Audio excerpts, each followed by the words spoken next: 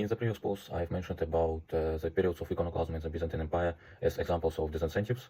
And the first period of iconoclasm started from about 726 and lasts till 787, when the Second Council of Nicaea approved veneration of holy images and thus rejected the ideas and the rulings of the Council of Hieria of 754, which in its turn condemned the veneration of icons and viewed it as a pagan practice.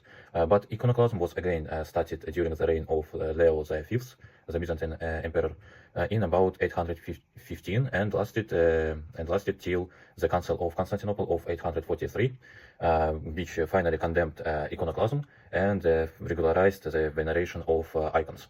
And the Feast of Orthodoxy commemorates this event. So iconoclasm implies that the production of new icons was banned and the old icons were destructed. However, it doesn't mean that the production of art was completely inhibited, but it meant that the scale of patronage was diminished. And also, besides written sources, there is archaeological evidence for destruction of Christian images in the Byzantine Empire. However, there was a greater tolerance during the second period, and also the places which were remote from Constantinople, they managed to evade, to a certain extent, to evade these requirements. So iconoclasm can be explained partially first as a local feature of the Byzantine Christianity of the time, of those times, and but also as a reflection of those circumstances which prevailed in the Byzantine Empire in the 8th and 9th centuries, the Arab threat and the incursions of slaves in the Byzantine Empire, and amidst the overall weakening of the empire, all of these problems led to a sort of spiritual pessimism, of growing pessimism, and also, in addition, such disasters as volcanic eruption in Santorini in 726 also triggered the situation in the empire, and the Emperor Leo III viewed all these problems as a sign from God.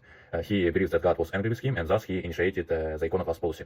And in general, Byzantine emperors, of course, urged to solve the increasing number of problems and thus thereby to strengthen their power, in particular through neutralizing the growing influence of the institutionalized church.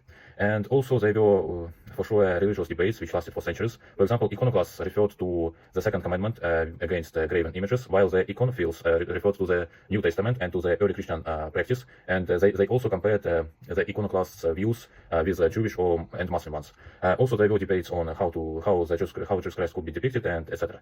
But finally, as it was said, the iconophiles' views prevailed, as I mentioned, Council of Constantinople, and the iconoclast clergymen were replaced.